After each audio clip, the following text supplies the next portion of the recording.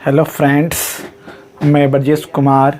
आज हमने जो टॉपिक लिया है बीपीएससी का मॉडर्न हिस्ट्री से जो प्रीवियस ईयर का क्वेश्चंस है जो एग्ज़ाम में पूछे गए हैं हिस्ट्री से, मॉडर्न हिस्ट्री का ये टॉपिक है। ये मेरा सेकेंड पार्ट है। हमने फर्स्ट पार्ट में 15 क्वेश्चन का जिक्र किया है और ये मेरा सेकेंड पार्ट है जिसमें हम आज 15 क्वेश्चन का जिक्र कर रहे हैं प्रीवियस ईयर का, जो आने वाले किसी एग्जामिनेशन के लिए काफ़ी इंपॉर्टेंट है और इससे क्वेश्चन बना के पूछे जा सकते हैं। आइए बात करते हो क्वेश्चन कौन कौन सा है। पहला क्वेश्चन है, 19वीं शताब्दी के धर्म एवं समाज सुधार आंदोलन ने जनसंख्या के किस वर्ग को मुख्यतः आकर्षित किया? जनसंख्या के किस वर्ग को मुख्यतः आकर्षित किया? तो ऑप्शंस हैं बुद्धिजीवी, नगरीय एवं उच्च जातियाँ, निर्धन सर्वसाधारण वर्ग, उदार रजवाड़े। इसका ऑप्शन है केवल एक दो तीन और 1 2 4। तो इसका आंसर होगा डी। कहने का अर्थ हुआ 1 2 4। 1 2 4 में क्या आता है? तो 1 2 4 में आता है, 1 में आता है आपको बुद्धिजीवी, 2 में आता है उच्च जातीय और 4 में आता है उदार रजवाड़े। आइए इसका व्याख्या देख लेते हैं। 19वीं शताब्दी को भारत में धार्मिक और सामाजिक पुनर्जागरण की सदी माना गया है। 19वीं सदी को, किसवीं? तो 19वीं सदी को भारत में, ठीक है, धार्मिक और सामाजिक पुनर्जागरण की सदी माना गया है। इस समय कंपनी का पाश्चात्य शिक्षा पद्धति से आधुनिक तत्कालिक युवा मन चिंतनशील हो उठा। इस आंदोलन ने बुद्धिजीवी वर्गों, नगरीय उच्च जातियों तथा उदार रजवाड़े का मुख्य रूप से आकर्षित किया। तो इसका व्याख्या था। नेक्स्ट क्वेश्चन की बात करते हैं। रेगुलेटिंग एक्ट के प्रावधानों के अंतर्गत बिहार के लिए एक प्रांतीय सभा की स्थापना हुई। कब हुई? बिहार के लिए, ध्यान रखिएगा, किसके लिए? तो बिहार के लिए। क्या रेगुलेटिंग एक्ट? तो ऑप्शन हो जाएगा 1774। कैसे? आइए इसका व्याख्या देखते हैं। रेगुलेटिंग एक्ट का उद्देश्य भारत में ईस्ट इंडिया कंपनी की गतिविधियों को ब्रिटिश सरकार की निगरानी में लाना था। इसके अतिरिक्त कंपनी की संचालक समिति में आमूल-चूल परिवर्तन करना तथा कंपनी के राजनीतिक अस्तित्व को स्वीकार कर उसके व्यापारिक ढांचे को राजनीतिक कार्यों के योग्य बनाना था। इसको 1773 में ब्रिटिश संसद ने पास किया था रेगुलेटिंग एक्ट को, तथा 1774 में इसे लागू कर दिया गया। पास हुआ 1773 में, लागू कर दिया 1774 में। इस एक्ट के प्रावधानों के अंतर्गत सन 1774 में बिहार के लिए एक प्रांतीय सभा की स्थापना हुई। पूछ लिया बिहार प्रांतीय सभा की स्थापना करी तो 1774, और इसका लागू किया गया 1774 में और पास हुआ 1773 में। क्या? Regulating act. नेक्स्ट क्वेश्चन की बात करते हैं। बिरसा मुंडा के गुरु कौन थे? ऑप्शन 4 ऑप्शंस हैं, स्वामी सजानंद, आनंद पांडे, ताना भगत और M.N. रॉय। तो क्या हुआ? आनंद पांडे। किसके? बिरसा मुंडा के गुरु। ये क्वेश्चन 1995 में पूछ चुके बीपीएससी में प्रीवियस ईयर में। आइए इसका व्याख्या देख लेते हैं। आनंद पांडे बिरसा मुंडा के गुरु थे। कौन? आनंद पांडे। मुंडा आदिवासियों का विद्रोह 1890 से 1900 के बीच हुआ। कब हुआ?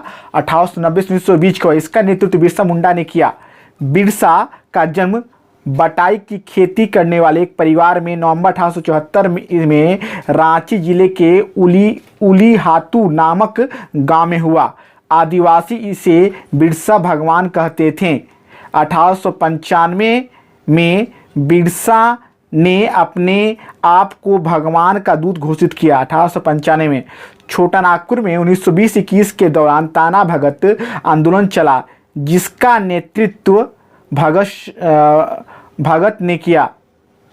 यह आंदोलन धार्मिक, राजनीतिक और सांस्कृतिक आंदोलन था। इस पर गांधीवादी प्रभाव था। स्वामी सजानंद गांधी ने 1936 में अखिल भारतीय किसान सभा गठन किया। ये बहुत इंपॉर्टेंट पॉइंट है। ये क्वेश्चन पूछा जाता है कि अखिल भारतीय किसान सभा गठन किसने किया? तो स्वामी सहजानंद सरस्वती ने। कब? 1936 में। अगला इसमें देखते हैं। M.N. राय ने 1920 में ताशकंद में साम्यवादी दल का गठन किया। ये साम्यवादी दल के नेता थे। कौन?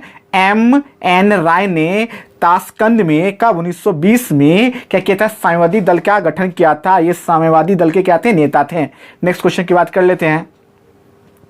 1856 में निम्नलिखित कानून पारित हुआ। क्या पारित हुआ? चार ऑप्शन हैं धार्मिक असुविधा कानून, सती निषेध रेगुलेशन, हिंदू विधवा पुनर्विवाह कानून, राज्य हड़पने का सिद्धांत। तो इसका ऑप्शन है ऑप्शन 1 2 1 2 1 4 3 4 1 2 4। तो इसका ऑप्शन होगा 3 और 4। इसका व्याख्या देख लेते हैं। धार्मिक असुविधा कानून का निर्माण 1850 में किया गया। इसमें यह व्यवस्था की गई थी कि धर्म परिवर्तन करने पर किसी हिंदू को उसकी पैतृक जायदाद से बेदखल नहीं किया जा सकता। इससे उच्च वर्गीय हिंदुओं के ईसाई बनने पर उत्पन्न होने वाली कठिनाई दूर हो गई। सती निषेध अधिनियम 1829 क्या 1829 में क्या है 17 अधिनियम के रूप में पारित किया गया। हिंदू विधवा पुनर्विवाह अधिनियम 1856 में पारित हुआ तथा राज्य हड़पने का सिद्धांत 1848 में विख्यापित किया गया। महाराष्ट्र के किस समाज सुधारक को लोक हितवादी कहा गया? ये पिछली बार बीपीएससी क्वेश्चन पूछा गया है। लोक हितवादी के चार ऑप्शन हैं एमजी रनाडे, गोपाल कृष्ण पंडित रमाबाई, गोपाल हरि देशमुख। चार ऑप्शन हैं, इसका आंसर हो जाएगा गोपाल हरि देशमुख। समाज सुधारक गोपाल हरि देशमुख को लोक हितवादी कहा जाता है। तो महाराष्ट्र के समाज सुधारक गोपाल हरि देशमुख को क्या कहा जाता है? लोक हितवादी। गोपाल कृष्ण गोखले न्यायाधीश रनाडे के शिष्य थे। वे रनाडे को अपना आध्यात्मिक और राजनीतिक गुरु मानते थे। यानी कह सकते हैं कि गोपाल कृष्ण राजनीतिक गुरु कौन थे? एमजी रनाडे। और 1905 में गोखले ने सर्वेंट ऑफ इंडिया सोसाइटी की स्थापना की। ये भी क्वेश्चन बीपीएससी में पिछली बार क्वेश्चन पूछे गए हैं 2019 में। सर्वेंट ऑफ इंडिया की स्थापना किसने की थी? गोपाल कृष्ण गोखले। कब? 1905 में। जिसका उद्देश्य देशभक्त तैयार करना था। उनकी मृत्यु पर तिलक ने भारत का हीरा, महाराष्ट्र का रत्न और देश सेवकों का राजा बताया। ब्रिटिश सरकार गोखले को एक छुपा हुआ राजद्रोही समझती थी। एमजी रनाडे को महाराष्ट्र का सुकरात तथा आधुनिक ऋषि कहा जाता था। रनाडे ने 1867 पूना में पूना सार्वजनिक सभा की स्थापना की। किसने? रनाडे ने। कहा 1867 में। जिसका उद्देश्य जनता में राजनीतिक चेतना को जागृत करना एवं महाराष्ट्र में समाज सुधार करना आदि था। नेक्स्ट क्वेश्चन की बात करते हैं। रणनीत सिंह ने सुप्रसिद्ध कोहिनूर हीरा प्राप्त किया था। किससे? शाह शुजा से, जमान शाह से, दोस्त मोहम्मद से, शेर अली से। तो किससे? शाह शुजा से। आइए इसकी व्याख्या देख लेते हैं। रणजीत सिंह सिखों के 12वें मिसलों में से एक मिसल शुक्र चकिया से संबंधित थे। इन्होंने 1797 में रावी चिनाब के प्रदेशों के शासन का कार्यभार संभाला। 1798 में अफगानिस्तान के शासक जमान शाह ने रणनीति सिंह को लाहौर का शासन नियुक्त किया। रणजीत सिंह ने कुछ सिख मसलों से वैवाहिक संबंध स्थापित कर अपने प्रभाव को बढ़ाने का प्रयत्न किया। 1800 के पश्चात अफगानिस्तान की राजनीतिक शक्ति का पतन हो गया और 1809 में शाह शुजा काबुल से भागकर शरण लेने के लिए रणजीत सिंह के यहाँ पहुंचा और कोहिनूर उन्हें भेंट के रूप में प्रदान किया। नेक्स्ट क्वेश्चन की बात कर लेते हैं। 1857 के विद्रोह से बिहार का कौन सा भाग अप्रभावित रहा?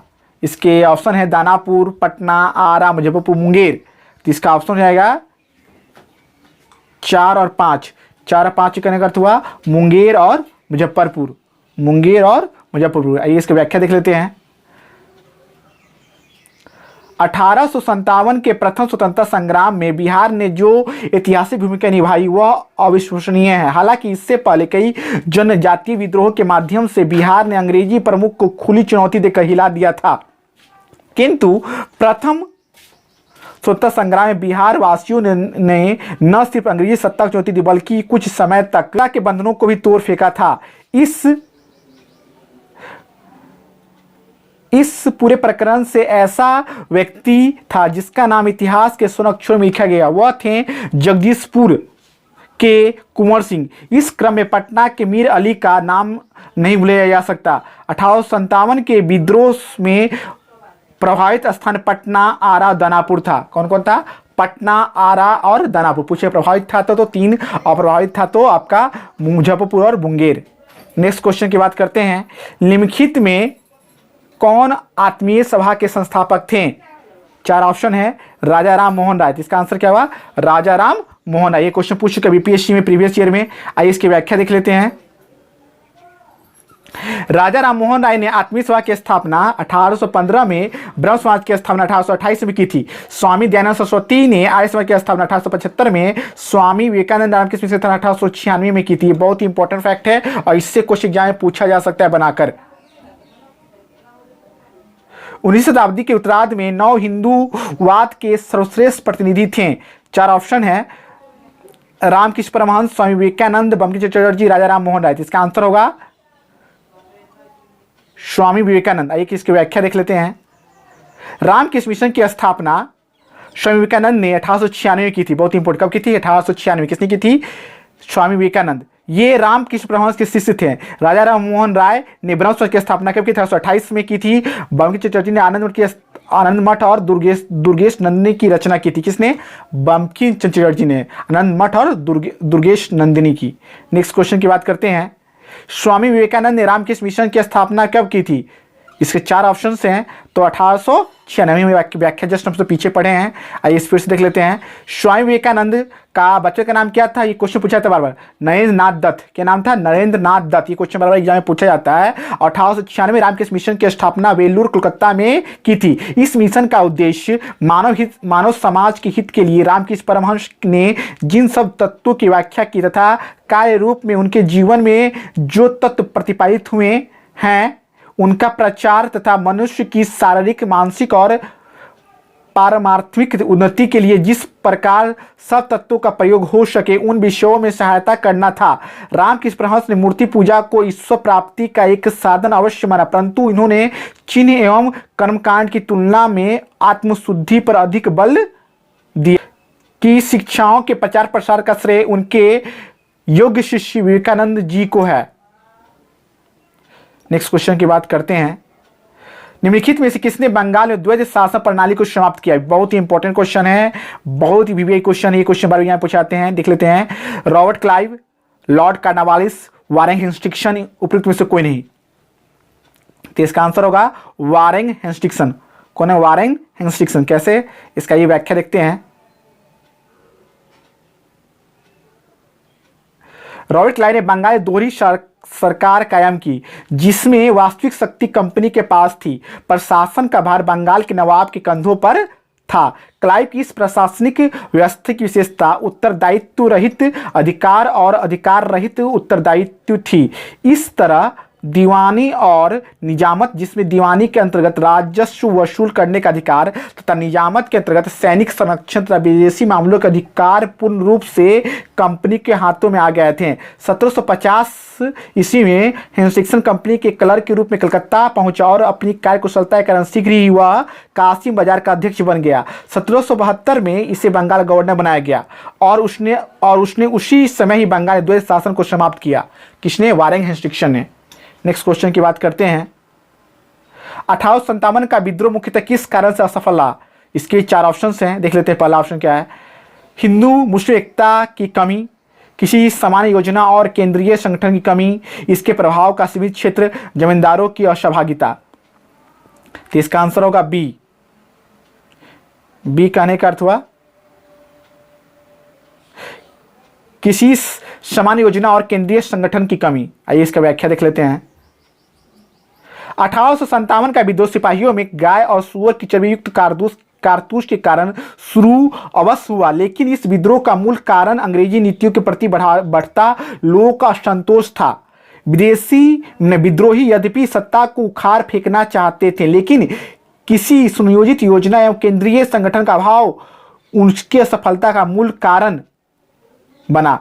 राजाओं, जमींदारों और शिक्षित मध्य वर्ग ने विद्रोह में भाग नहीं लिया क्योंकि इनके हित ब्रिटिश राज से जुड़े हुए थे। किसने भाग नहीं लिया? तो राजा, जमींदारों और शिक्षित मध्य वर्ग के विद्रोह ने भाग नहीं लिया। पूछ सकता है क्योंकि उनके हित ब्रिटिश राज से जुड़े हुए थे। नेक्स्ट क्वेश्चन की बात करते हैं। ब्रह्म समाज की स्थापना कब हुई? ब्रह्म समाज की स्थापना 1828 में हुई थी। यहाँ तो ऑप्शन तो 1828 है नहीं, 1829 का आंसर है, देख लेते हैं। ब्रह्म समाज हिंदू धर्म का प्रथम सुधार आंदोलन था। इसकी स्थापना राजा राम मोहन राय ने 20 अगस्त 1828 में कलकत्ता में। राम मोहन राय को भारतीय पुनर्जागरण का मसीहा माना जाता है।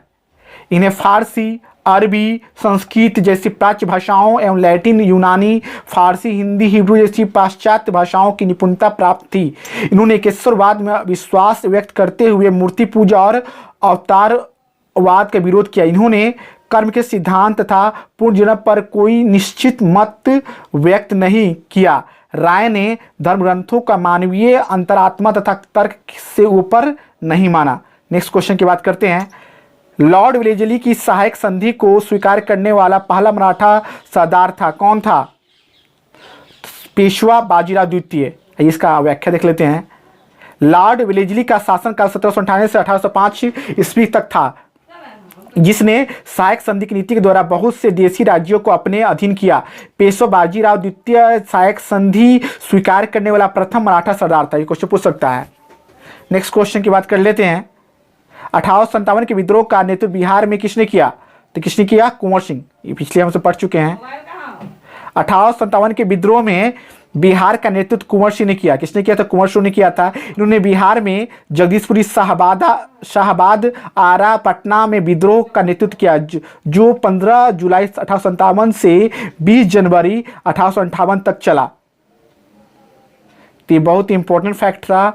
हमने टोटल आज 15 क्वेश्चन का जिक्र किया है, जो आने वाले किसी एग्जामिनेशन के लिए काफ़ी इंपॉर्टेंट है और इससे क्वेश्चन बना के एग्जाम में पूछे जाते हैं। तो मेरा फर्स्ट का 15 क्वेश्चन है, ऐसे कहने 15 क्वेश्चन। टोटल हमें 30 क्वेश्चन जिक्र किया है बीपीएससी के लिए, जो मॉडर्न हिस्ट्री का पार्ट है। और मॉडर्न हिस्ट्री से खास कर बीपीएससी में अगर देखा जाएगा, हिस्ट्री में टोटल 35 क्वेश्चन पूछे जाते हैं, जिसमें से 25 क्वेश्चन देखा जाए तो आपका सिर्फ मॉडर्न हिस्ट्री से पूछे जाते हैं। अगर इसको ठीक से आप स्टडी कर लेते हैं तो आपका 25 में 20-22 क्वेश्चन आने की पूरी संभावना बनती है। और इससे क्वेश्चन बार बार अगेन में एग्जाम में पूछे जाते हैं। तो आपको ये वीडियो कैसा लगा कमेंट करें, बताएं। Thank you very